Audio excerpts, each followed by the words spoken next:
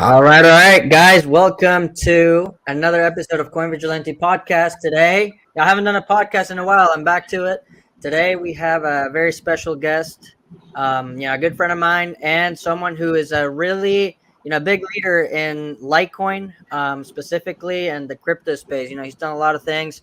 We got Jay Milla. He is a head of marketing at the Litecoin Foundation. Thanks for coming to the show, man. Yeah, absolutely. Thank you. Yeah, this is gonna be fun. So, before we start talking and going in deep into Litecoin and cryptocurrency and whatever is going on in the world all over the place, just for the people that don't know you, just give them like a 1 minute speech of who you are, what you're into in this space, a little background about yourself. So I'm currently a director over at the Litecoin Foundation. I've been there for more than 2 years now, I think. Feels like 10 years. Last 2 years in crypto feels like 10 years.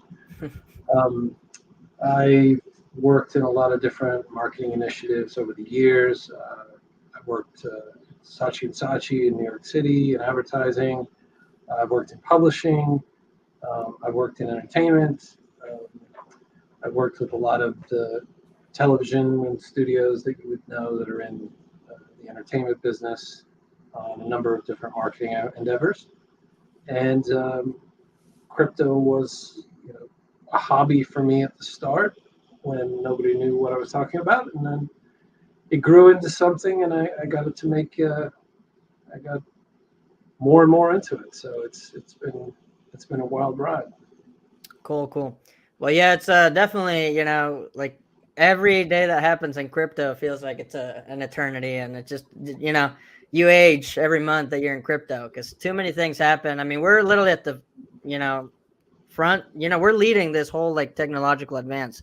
We're all in it. We're taking a part in it, and it's definitely a lot of things happen. But I wanted to ask you, so you're the head of marketing, you're director of Litecoin Foundation. So why Litecoin? You obviously do a very good job marketing. You're a very good asset, but why Litecoin? You could be somewhere at head of, Zilliqa or any other Polygon or whatever. Why Litecoin? Why is it that you're in Litecoin? Well, let's say that Litecoin was my first entry into crypto.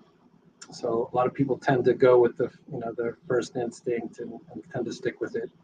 So it was partly a dream for me to work for the crypto that I fell in love with. There are a plethora of options out there now, but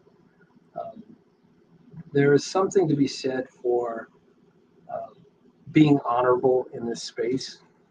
And Litecoin had all of the fundamentals from the start that I really appreciated. It was fairly launched. It had attributes that I thought were beneficial as a currency, as a digital currency. It wasn't some kind of gimmick. It didn't have these other attributes where the coin seems to have numbers around it that don't necessarily make sense. It was mathematically sound in not only in the current metrics, but the way that it was designed and built. And it has attributes that need to be marketed. I want to concentrate on something that I believe in, rather than something that may pay me well or have a short-term skint in. And Litecoin seems to tick all the boxes for me. Yeah. No, I feel like Litecoin's such a sound project to back and support. I mean, and that's one of the things that I want you to maybe go over. Like, to me, Litecoin fundamentally is stronger than anything I've ever seen before. It's developed, to become sound money, for the digital age, like Clint Westwood says.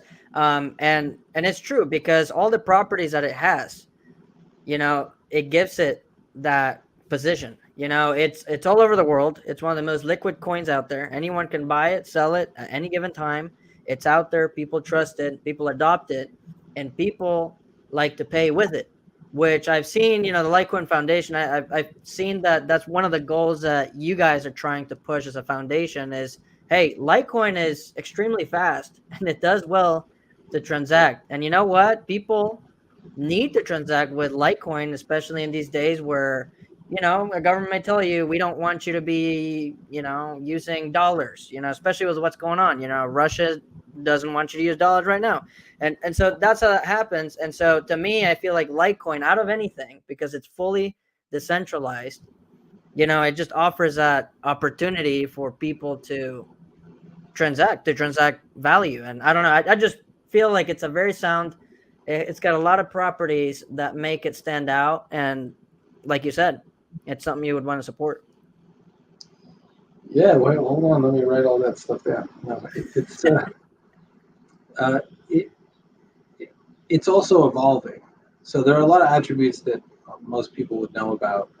And this idea of designing sound money.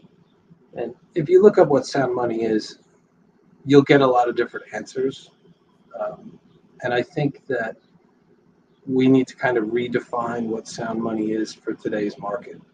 We're in a very global, instantaneous marketplace where you need to have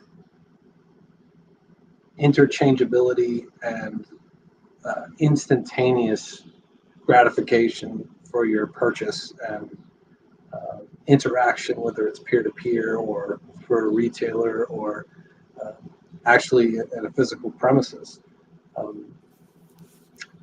It's scalable, it's fungible, and as you said, yeah, the mission is adoption. So we're not necessarily concentrating on everybody's short-term investment and how the money goes up in value. Sound money really should be a medium that doesn't go up and down so much in value. But in the crypto age, we kind of really need to redefine that, and it needs to be easy to use, and it needs to be trustworthy. It needs to be permissionless, and it needs to be borderless. So you have a perfect decentralized property here with Litecoin that gives you all of those things, and it's leading the way in being developed into something much, much more. Yeah, no, that's what I feel like something's happening to Litecoin too, or we're just seeing more use cases going around that, and people are adopting it. And another use case that was never there before is OmniLite. You can make NFTs. You can create tokens, which people are doing. You look out there, and people are like making X number of tokens for whatever coin or whatever.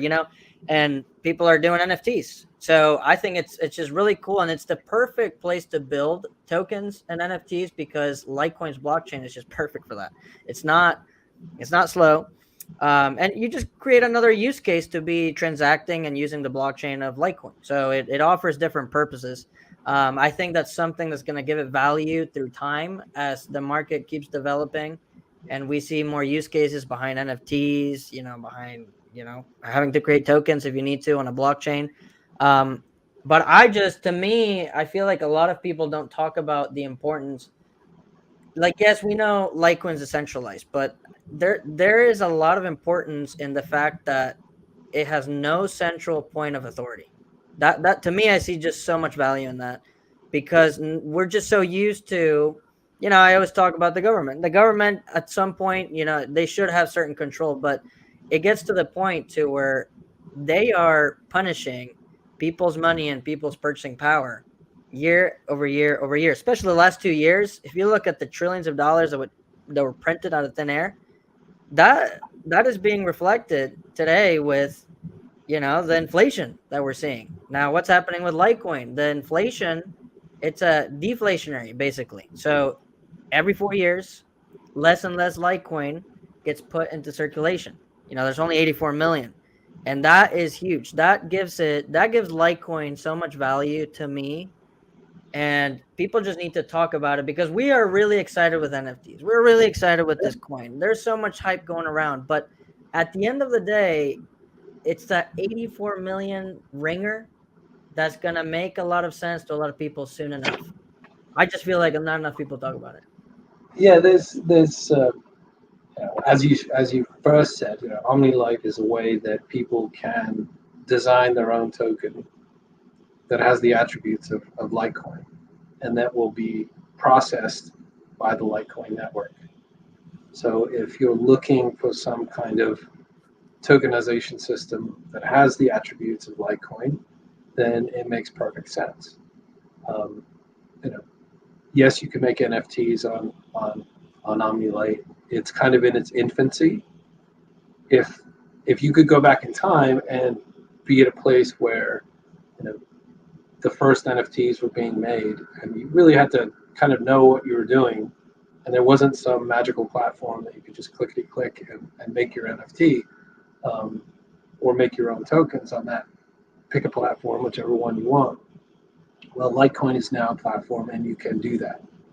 So there's never really been a better time in for anyone in most industries that have existed throughout the history of the world to enter into a market that's just beginning, and find whatever solution technologically that you want to adopt for your idea and go out there and do it.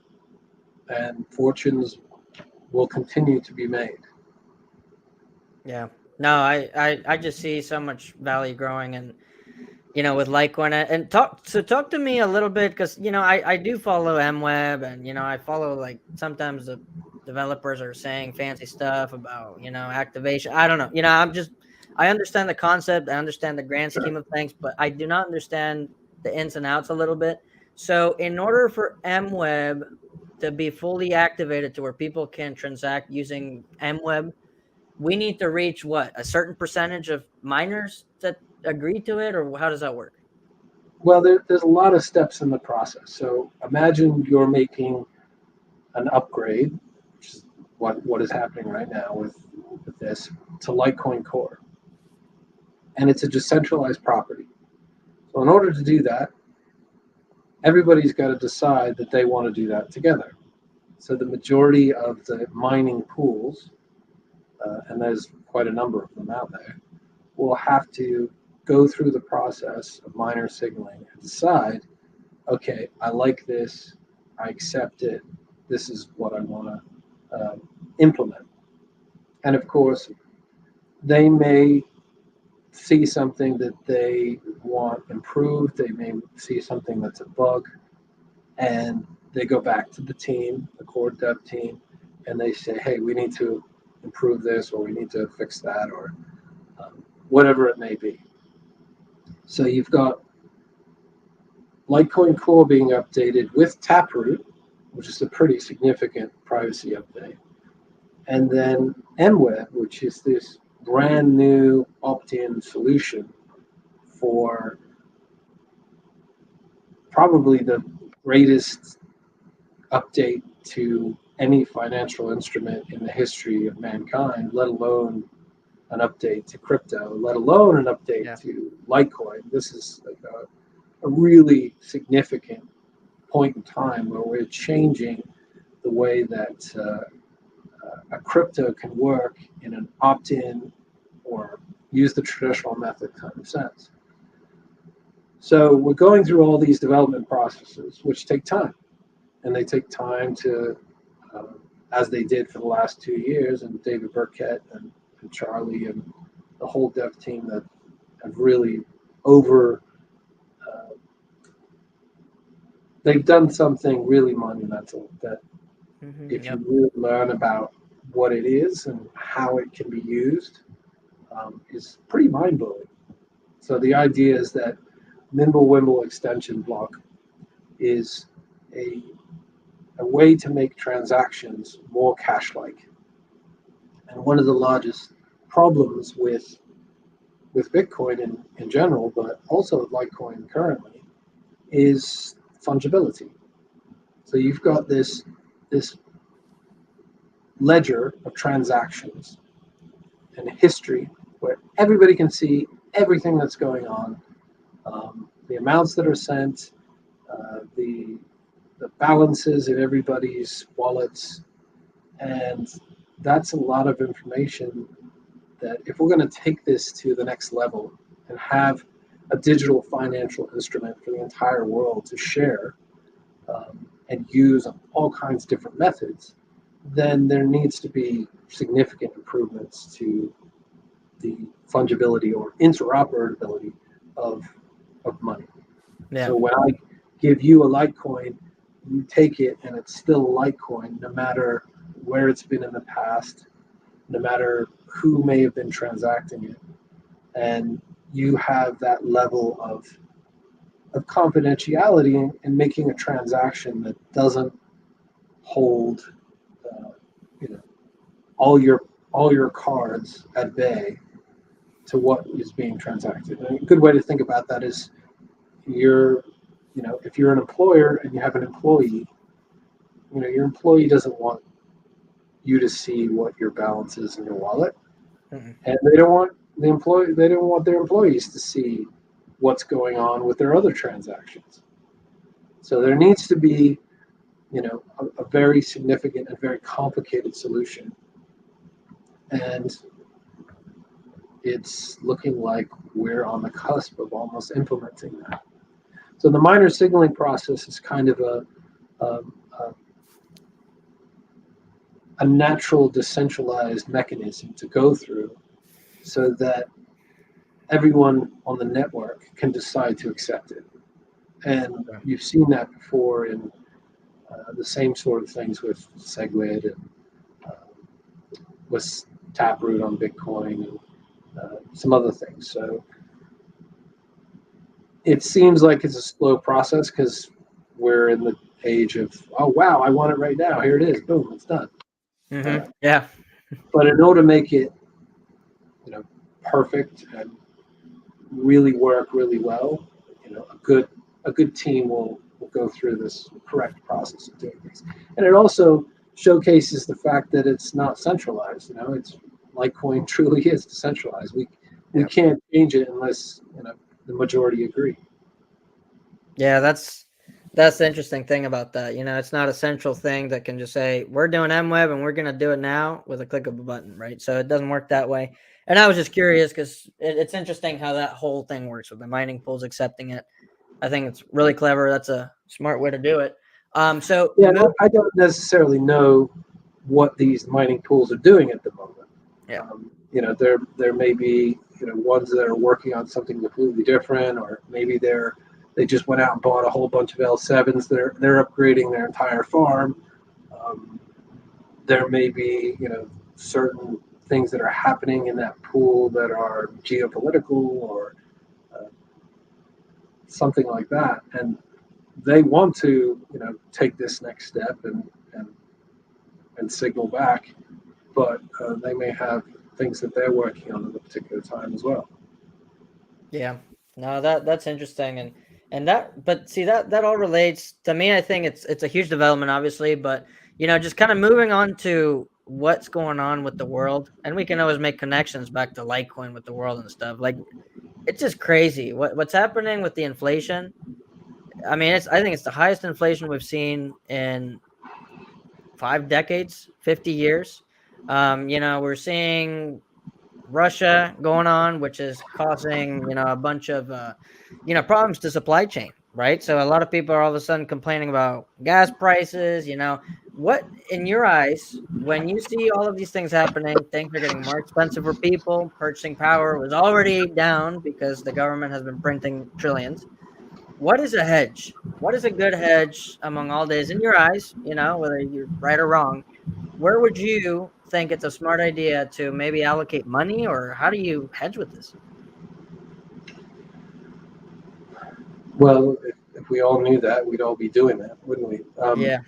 But there's a lot of answers to this question, and I'll caveat it with, I'm an optimist. I think that we're in an age where the world is always about to collapse, and it's nothing new. These are things that have gone on for a very long time. And we now have social media to quickly inform us that we're going through, you know, complete turmoil all the time. In the sense of inflation, this is also nothing new. Inflation goes through its processes, its kind of expansion and contraction that it does depending on what's happening. And 1980 there was a recession, and 2020 there happened to be a great pandemic, and rolling back the idea of interest rates to zero, and even there was thoughts of negative interest rates across the world is going to have inflationary aspects. And that's the thing, is that we're in a global marketplace. Supply chain, I like to study things and kind of look at them and make sure that I know a little bit about what I'm talking about. We turned off everything for close to a year. 2020, everybody, said, "Oh wow, it's another 1918 kind of health scare pandemic. We need to hide away and turn off the factories and shut down offices and kind of go into our own little hubs." And that had huge effects. Yeah. And this was a worldwide instance. So you turn off factories for so long, and you turn off the shipping mechanisms for 6 months, and it's going to have repercussions down the line. Will all those things come back? Well, according to history, we've had inflation over 13, 14% in the United States. I think it was 17% in 1917 during the First World War. So Yeah. In times of great turmoil, these things happen, and then they come back.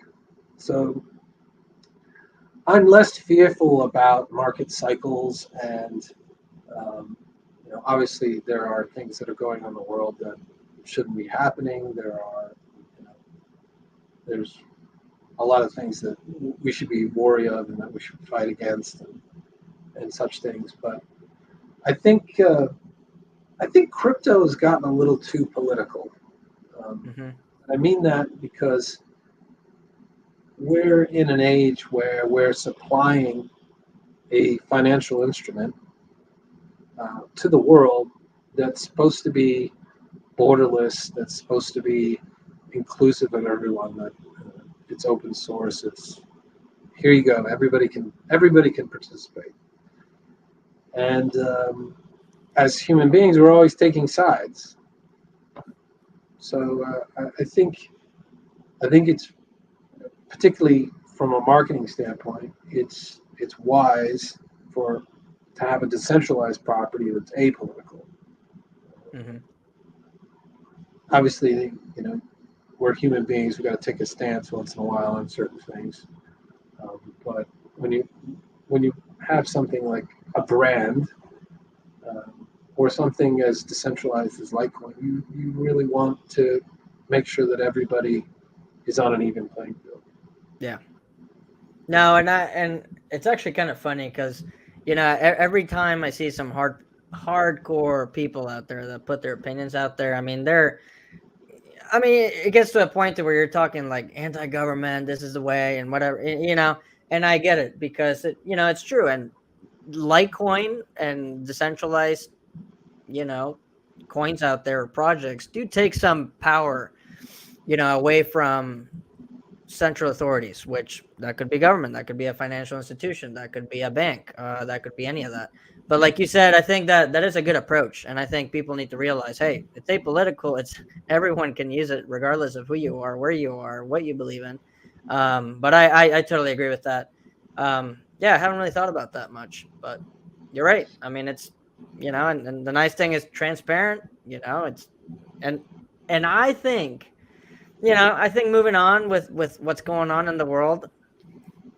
I mean, I don't know. What do you think about CBDCs? How do you see Litecoin and Bitcoin and proof of work coins in particular handling a CBDC environment where the government knows everything you can? I mean, it's so funny that at a time where we are given something that takes that power away, they're trying to kind of figure something out.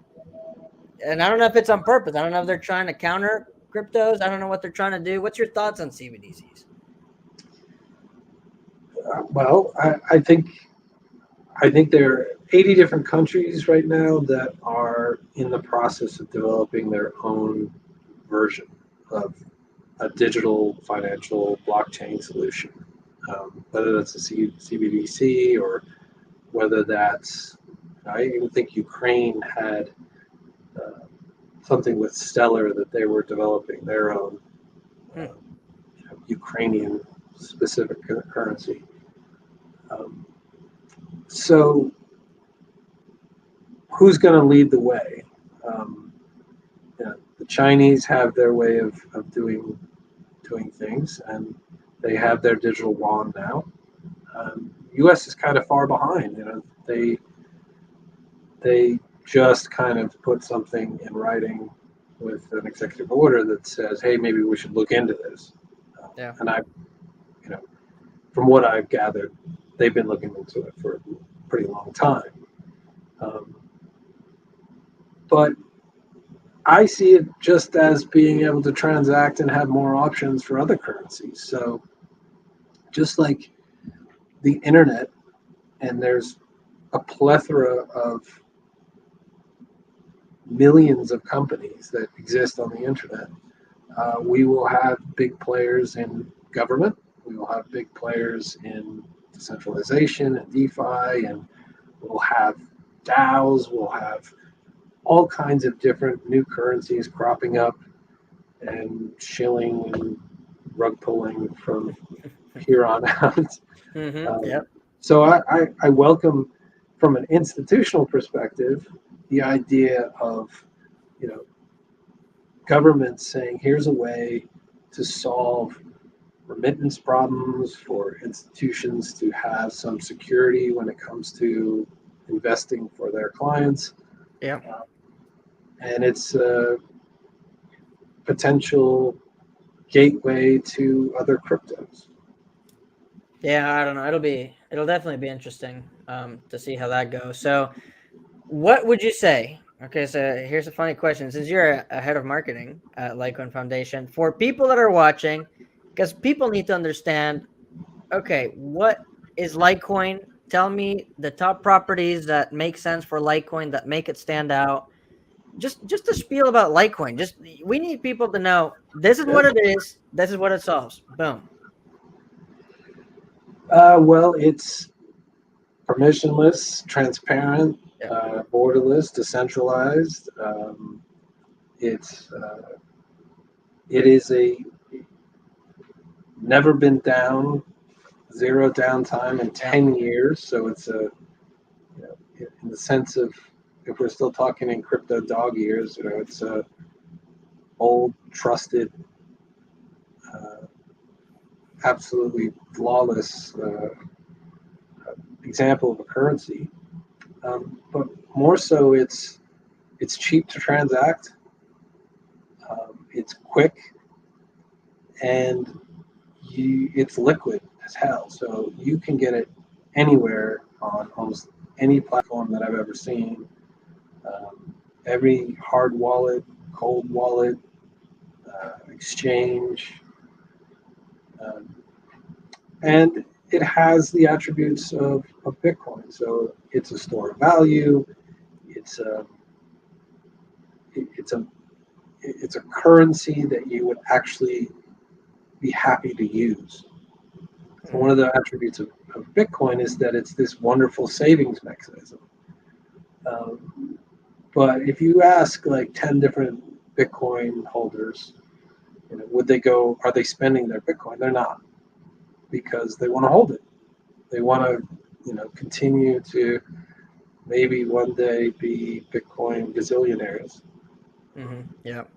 Whereas Litecoin has that attribute of, I'm happy to have this as store of value, and I'm also happy to spend a little bit because I know that if I go buy a cup of coffee, I'm not paying gas fees, and I'm not having some fee that I didn't realize before I bought my $3.50 cup of coffee. So it's rather beautiful to use. Yeah, there's nothing like sending Litecoin. When I first got into it, I sent Litecoin. I'm like, and I sent it to my uncle, who is in Mexico, and it was like instant. And back and forth receiving. I mean, it's just beautiful. Just seeing that immediate, knowing that no one is overseeing the transaction. It's instant, immediate. You're sending imaginary, money. Back then that's how I saw it, and it just blew my mind a little bit. And it's fun, man. It's fun just seeing how everything's developing now. Yeah. We got fungibility. Now we got privacy aspects to it. I think it's just all nuts. And When and people again, yeah, and when people use it, they're genuinely surprised. And that's most of the people that get hooked on like following Litecoin and learning more about it is because yeah, they've actually used it. And they've gone somewhere and seen Litecoin is accepted there, or they've used a medium that accepts Litecoin, or they've sent Litecoin to a friend, and it's the ease of transaction is just it just there's makes no, perfect sense. it's not really that complicated either. Yeah. Well, the funny thing is, so we're accepting Bitcoin and Litecoin directly for our watches, and we've actually had a few people pay in Bitcoin, but a lot of people are paying Litecoin. And the funny thing is, when I see the order list, a bunch of people buy a Bitcoin watch but pay with Litecoin. And so, just the irony of that, it's just kind of funny because it makes perfect sense. People want to transact with it, and there's Bitcoiners out there that kind of hide it in the back of the room, but they have Litecoin, and they do believe in it, but they just don't speak about it because it's just unpopular. If God forbid a Bitcoiner out there says anything about Litecoin or anything else, but they're all shitcoiners, like John Kim says. They just hide it. They don't talk about it.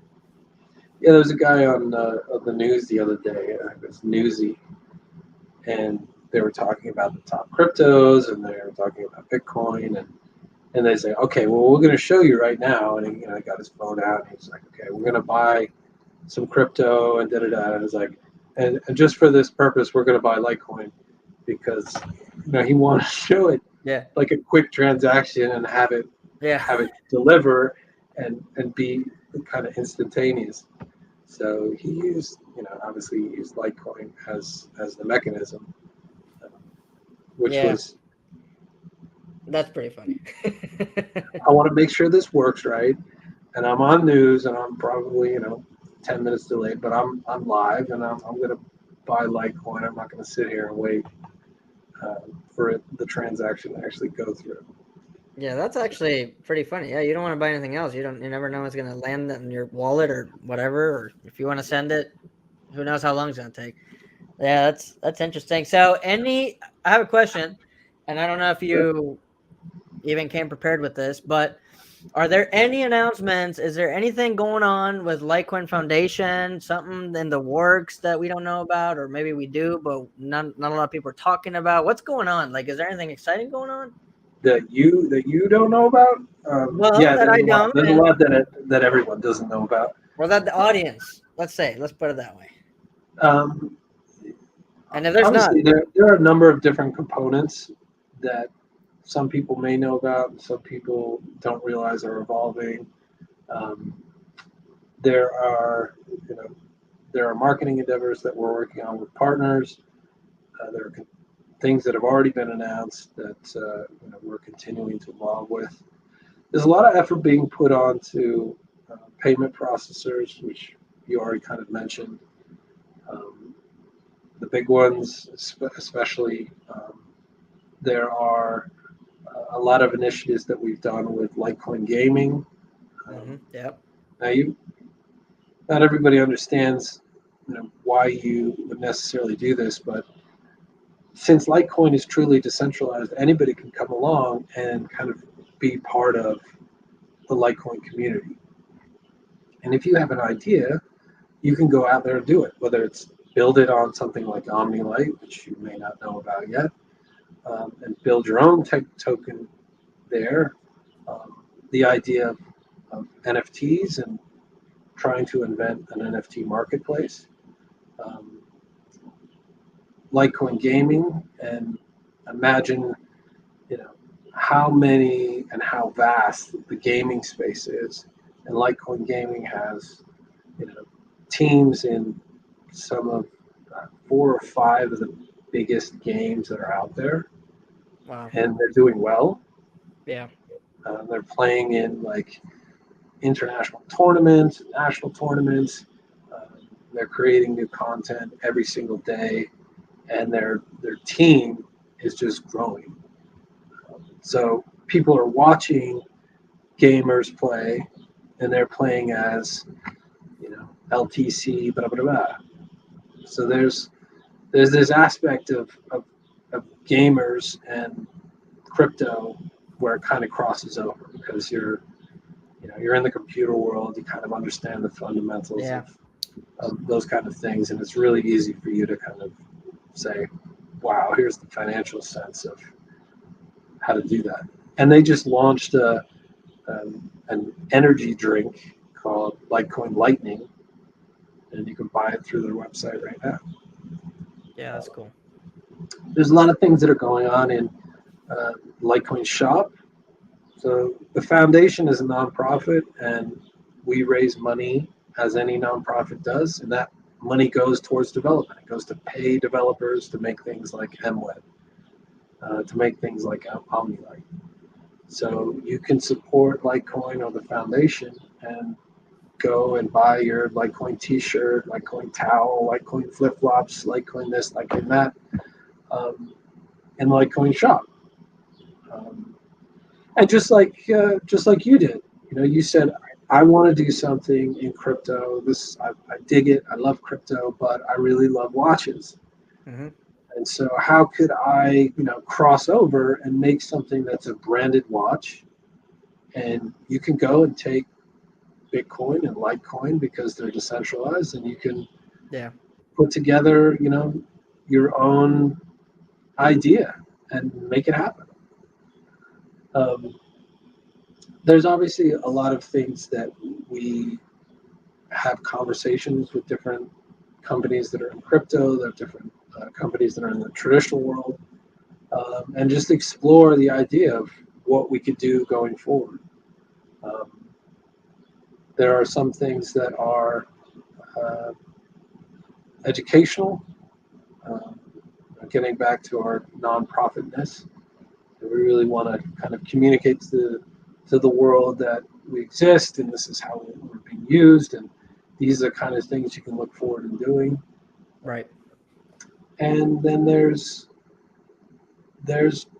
news every single day that comes out, that's in the crypto pubs, that's in the investing traditional pubs.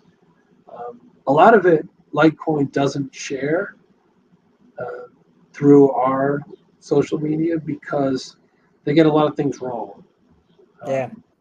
Or a lot of people will report on something that includes Litecoin and not mention it, which obviously bugs me. But it's the kind of Coca-Cola effect.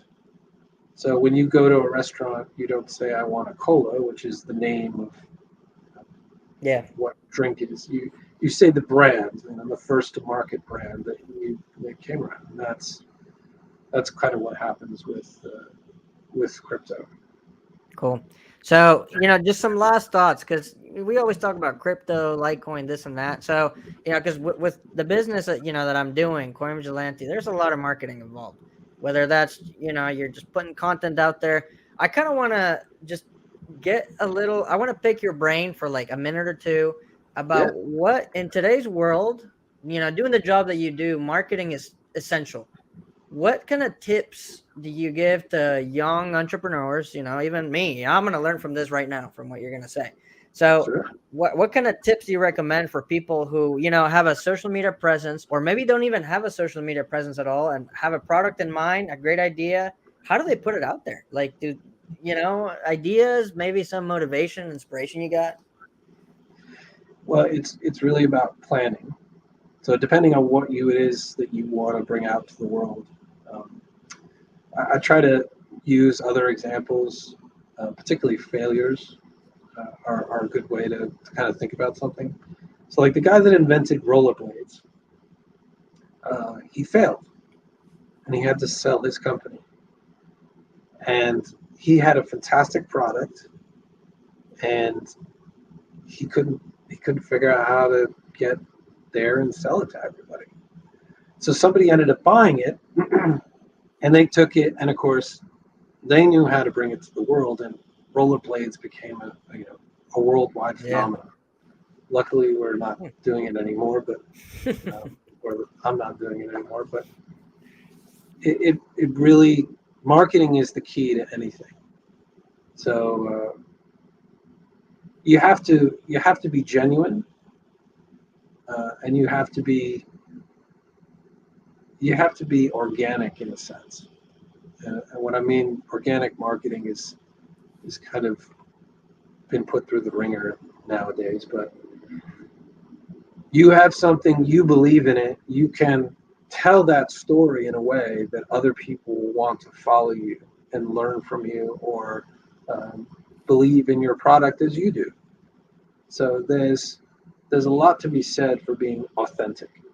Okay. Um, Yeah. and of course, you got Charlie Lee on Litecoin, so you've got a really honorable, authentic person who, you know, will tell you exactly what's going on.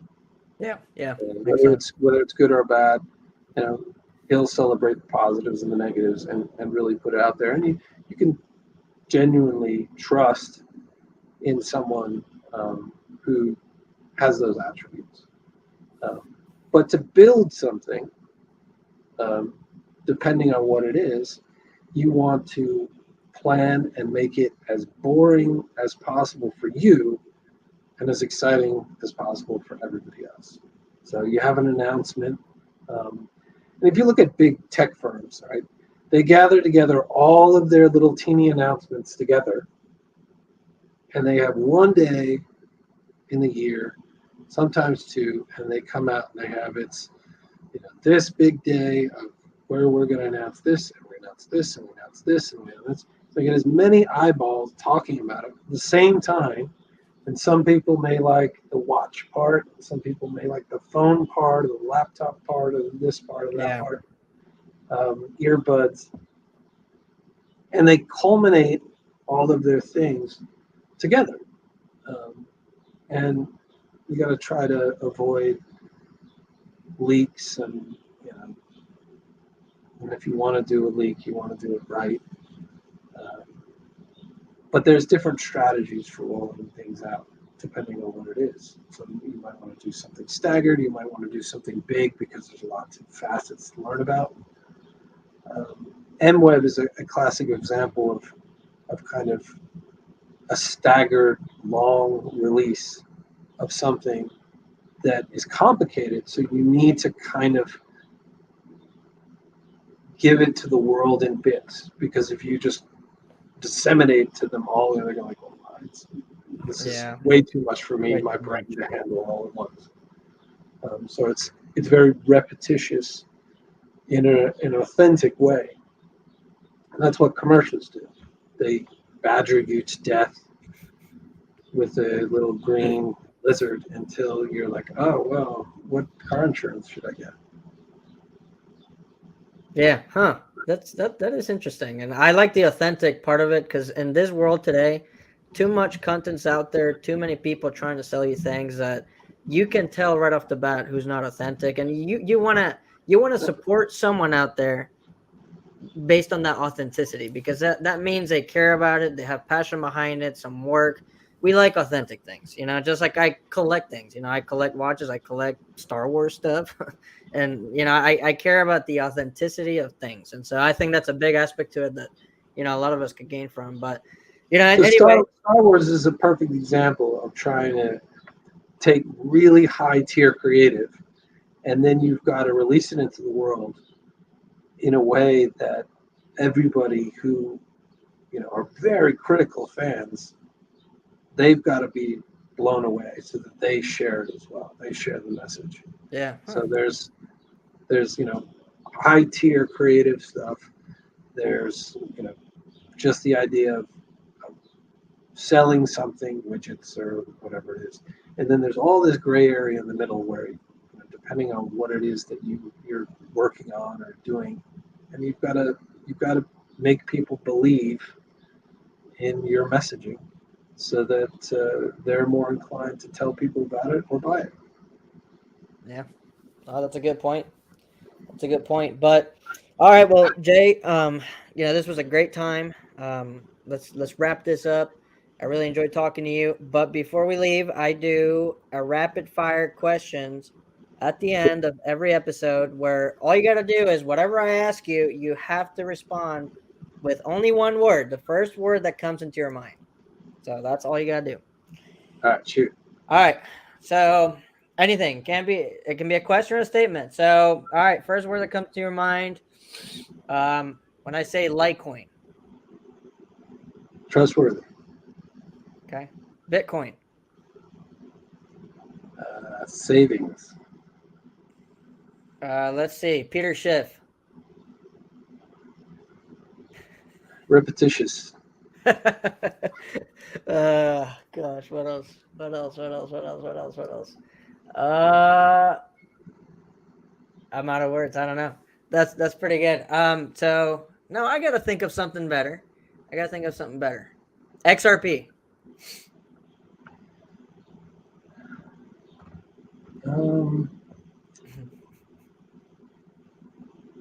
Under scrutiny. That's Okay. 2 words. Isn't it? All right, last one. NFTs.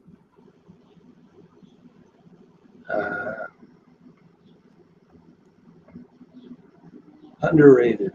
Underrated. I agree with that. Yeah, I like Because these questions.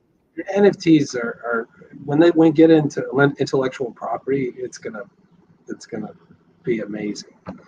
We're Think just so. in the kind of meme artist Yeah. JPEG GIF kind of stage. There's so much more room to work with. We're waking up into it, but I think slowly people will realize the opportunity that NFTs will bring. I mean, and I think this was actually a very good way to actually have NFTs enter the stage because that what catches people's attention. Artwork, stupid memes, things like that. Eventually, now it's gonna mature into that. I believe so. But anyway, Jay, great time. I'm gonna have you on the show Thanks. maybe in the future. Maybe if there's a huge announcement or something, or after you announce, we'll have you come on and talk about it because I had a good time, man. Me too.